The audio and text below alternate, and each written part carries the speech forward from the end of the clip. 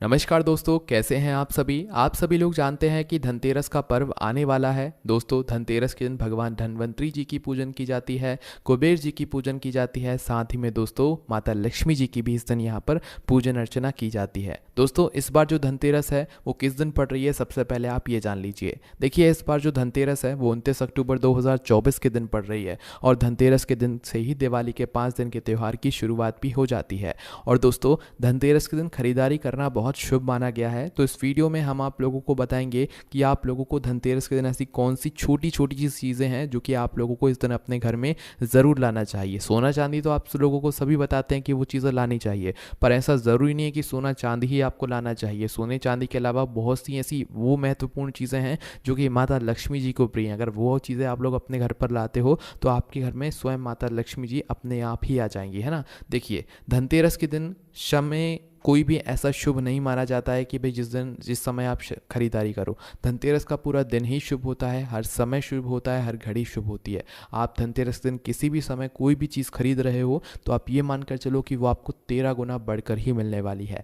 धनतेरस के नाम में आपको एक चीज़ समझ आती होगी, धन और तेरस, मतलब जो आपका पैसा है, धन है, इस धनतेरस के दिन जो चीज़ आप अपने घर पर लाओगे वो आपको 13 गुना बढ़कर ही मिलेगी। उसकी कभी आपके पास कमी नहीं होने वाली है। इसलिए धनतेरस के दिन खरीदी गई चीज़ का बड़ा ही विशेष महत्व होता है और इस दिन खरीदी गई चीज़ का हमें हमेशा फल मिलता रहता है।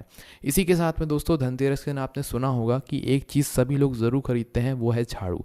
धनतेरस के दिन झाड़ू ज़रूर खरीदना चाहिए। सोना चांदी खरीदो मत खरीदो, उससे फ़र्क नहीं पड़ता, पर झाड़ू इस दिन ज़रूर खरीदना चाहिए। और भूल कर भी जो है आप लोगों को प्लास्टिक के झाड़ू नहीं खरीदना चाहिए।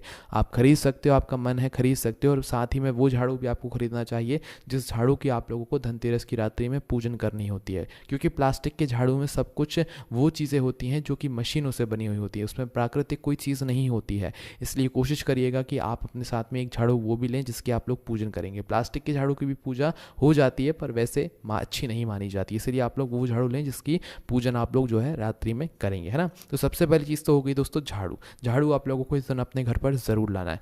इसके बाद में दोस्तों एक खड़ा धनिया होता है। खड़ा धनिया जो है माता लक्ष्मी जी की पूजन में समर्पित होता है और उनको प्रिय भी होता है। तो भाई इस दिन आप लोगों को खड़ा धनिया ज़रूर लाना चाहिए, खड़ा धनिया अवश्य लाना चाहिए।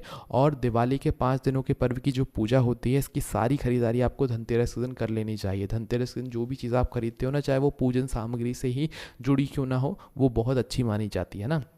तो भाई इस दिन आप लोगों को खड़ा धनिया भी ज़रूर लेकर आना है। घर में पहले से रखा हुआ है तो उसको अपनी शाम की पूजन में अवश्य रखना है।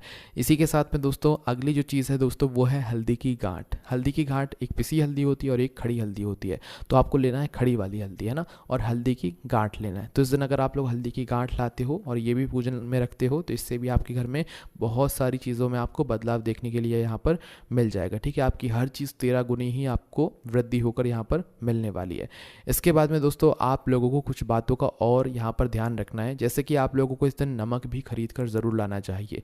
जो नमक आप लोग धनतेरस के दिन लेकर आते हो उस नमक का प्रयोग आपको दिवाली के 5 दिन पर ज़रूर करना चाहिए, जो 5 दिन का पर्व होता है। ठीक है, उसके बाद में दोस्तों चीज़ें तो बहुत सारी होती हैं, जैसे कि गोमती चक्र हो गया, कोड़ी हो गई, और इसके अलावा जो आपके यंत्र हो गए, ये बहुत सारी चीज़ें हैं, पर ये उतनी ज़रूरी नहीं होती हैं। ज़रूरी सब होती हैं, पर जो हमने आपको शुरुआत में चीज़ें बता दी हैं ये वो चीज़ें हैं जिनको खरीदने के लिए आपको इतना सोचने की ज़रूरत नहीं है कि यार ये इतना महंगा आएगा, ये इतना महंगा आएगा। ये वो चीज़ें हैं जो कि माता लक्ष्मी जी को प्रिय हैं और आप आसानी से खरीद भी सकते हो। इस दिन दोस्तों बर्तन लाने का भी बड़ा ही महत्व बताया गया है। तो इस दिन अगर आप लोग अपने घर में किसी भी प्रकार के बर्तन लाते हो, चाहे वो मिट्टी के ही क्यों ना हो, तो वो बहुत अच्छा माना जाता है। बर्तनों में भी अगर पीने के पानी वाले जो बर्तन होते हैं वो लाओगे तो और अच्छी बात है, जैसे कि स्टील के गिलास वगैरह, पीतल के गिलास वगैरह, जो आप लाना चाहो, जग, लोटा, गिलास, ये पीने वाली जो सामग्री होती हैं ये लाना अच्छा माना जाता है। और मिट्टी की बर्तन जो होते हैं वो भी ला सकते हो, वो भी अच्छा यहाँ पर माना जाता है इस दिन खरीदारी के लिए। ठीक है, इसी के साथ में दोस्तों आप लोगों को जो है इस दिन माता लक्ष्मी जी की जो मतलब प्रतिमा होती है वो भी लाना चाहिए।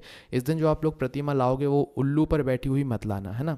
या तो दोस्तों आप लोग हाथी पर बैठी हुई प्रतिमा लाना, माता लक्ष्मी जी बैठी हुई हों, या तो कमल पर बैठी हुई हों, ठीक है, वो प्रतिमा लाना। इस दिन लक्ष्मी जी और गणेश जी की अलग अलग प्रतिमा आती है, एक प्रतिमा नहीं आती। और इस दिन जो प्रतिमा आप लोग लाओगे वो मिट्टी की लाना, पीओपी की मत लाना, अच्छा नहीं माना जाता है। ठीक है, उसके बाद में दोस्तों आप लोगों को क्या करना चाहिए कि भाई पीतल के बर्तन जो है ज़रूर लाना चाहिए। ठीक है, पीतल के बर्तन में हमने आपको बोला कि पीने के पानी वाली कोई भी एक सामग्री लेकर आ जाओ, ज़रूरी नहीं है कि आप लोग बिल्कुल एक पूरा सेट लेकर आओ। एक चीज़ भी अगर आप लोग कुछ खरीद कर लाते हो, उसकी शाम के समय पूजन करते हो, तो वही आपके घर के धन के भंडार को भर देगी। तो इस तरीके से दोस्तों आप लोगों को धनतेरस की खरीदारी करना है। इसके अलावा जो भी आपका मन है इस धनतेरस पर नई चीज़ खरीदने का, आप बिल्कुल खरीदिए।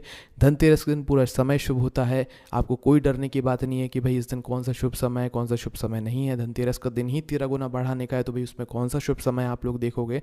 तो इसलिए धनतेरस दिन जो भी आप लोग चीज़ें खरीदना चाहते हो वो बिल्कुल खरीदिएगा, और माता लक्ष्मी जी की बढ़िया आराम से पूरे मन और भाव से दिवाली के 5 दिन की पूजा अच्छे से कीजिएगा। अगर आपके मन में धनतेरस से जुड़ा हुआ कोई प्रश्न है तो उसे हमसे कमेंट करके पूछ लीजिएगा, आपको जवाब मिल जाएगा। ओम नमः शिवाय, जय भोले बाबा, श्री शिवाय नमस्तुभ्यम।